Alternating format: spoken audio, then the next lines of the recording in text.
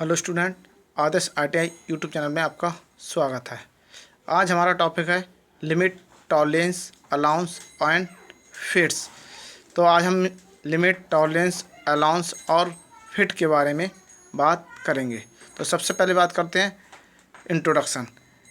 कोई भी मशीन को बनाने के लिए विभिन्न विभिन्न पार्ट्स की आवश्यकता होती है, जिन्हें विभिन्न विधियों द्वारा आपस में जोड़कर उपकरण या मशीन का रूप दिया जाता है।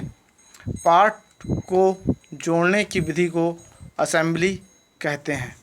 कभी कभी यह पार्ट आपस में फिट नहीं होते, जिससे हमें पार्ट्स दोबारा फिट करने की आवश्यकता होती है, जिसके फलस्वरूप पार्ट्स को असेंबल करने में अधिक समय लगता है। इसलिए ये आवश्यकता है कि सारे पार्ट्स शुद्धता से बनाए जाएं, ताकि जब कभी मशीन के खराब या घिसे हुए पार्ट्स को बदलना पड़े तो उसके स्थान पर किसी कंपनी से मंगवाया गया पार्ट्स बिना किसी ऑपरेशन के आसानी से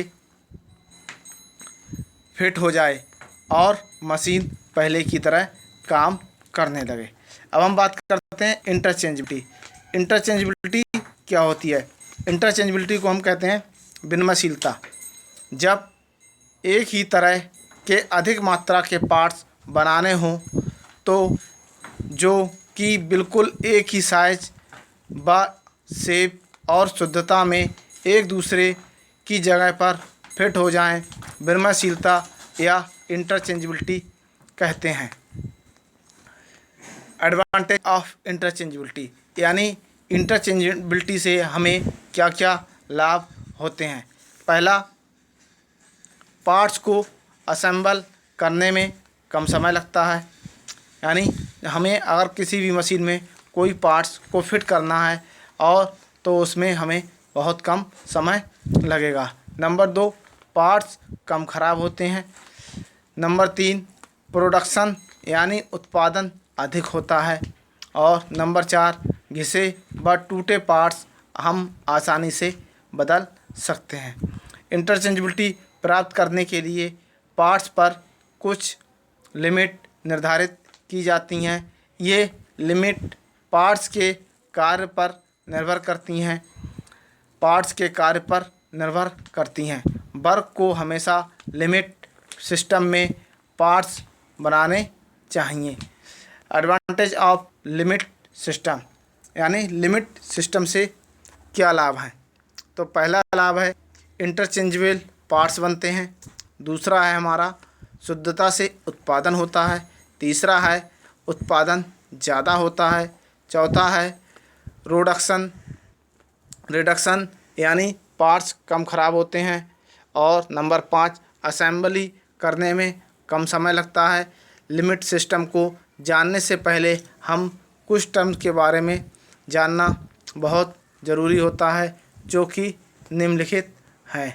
तो पहला है हमारा what is basic size of nominal size, यानी बेसिक साइज या नॉमिनल साइज क्या होता है? तो वह साइज जिसको आधार मानकर छूट दी जाती है उसे बेसिक साइज और नॉमिनल साइज कहते हैं।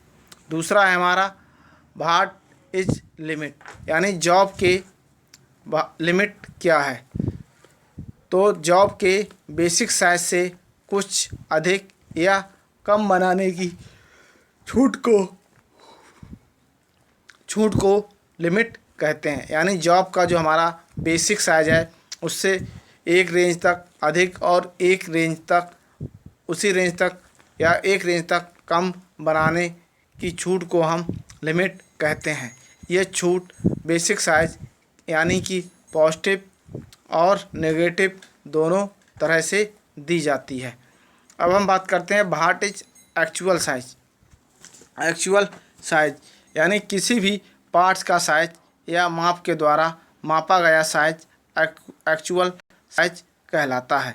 यानी किसी पार्ट्स का साइज या माप के द्वारा मापा गया साइज ही हमारा एक्चुअल साइज कहलाता है। एग्जाम्पल, माना शाफ्ट का बेसिक साइज 50 और इस पर प्लस माइनस 0.02 mm की छूट है।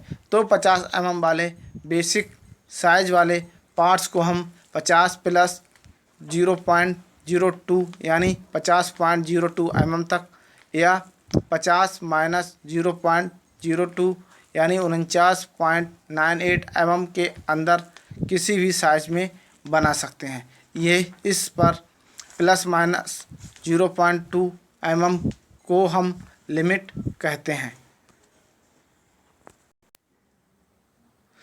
अब हम बात करते हैं टाइप्स ऑफ लिमिट, यानी लिमिट हमारी कितने प्रकार की होती है। तो लिमिट दो प्रकार की होती है। एक है नंबर 1 हाई लिमिट या मैक्सिमम लिमिट, नंबर 2 लो लिमिट या मिनिमम लिमिट, लो लिमिट या मिनिमम लिमिट। और पहली थी जो हमारी है वो हाई लिमिट और या मैक्सिमम लिमिट। तो सबसे पहले हम बात करते हैं हाई लिमिट और मैक्सिमम लिमिट, यानी बेसिक साइज से जितना ज़्यादा बनाने की छूट दी जाती है उसे हाई लिमिट या मैक्सिमम लिमिट कहते हैं। नंबर 2 लो लिमिट और मिनिमम लिमिट, यानी बेसिक साइज से जितना कम बनाने की छूट दी जाती है उसे लो लिमिट या मिनिमम लिमिट कहते हैं। तीसरा है हमारा यानी लो लिमिट या मिनिमम लिमिट कहते हैं। अब फॉर एग्जाम्पल, यानी इसका एग्जाम्पल, मान लो जॉब का बेसिक साइज 60 mm है तो उस पर प्लस माइनस 0.02 mm की छूट दी जाती है। तो जॉब की हाई लिमिट जो होगी वो 60 प्लस 0.02 यानी 60.02 mm और लो लिमिट 60 माइनस 0.02 यानी 5.998 mm। तो ये थे हमारे लिमिट के प्रकार। मैं आपको अगले टॉपिक में टॉलरेंस और अलाउंस के बारे में बताऊंगा। धन्यवाद।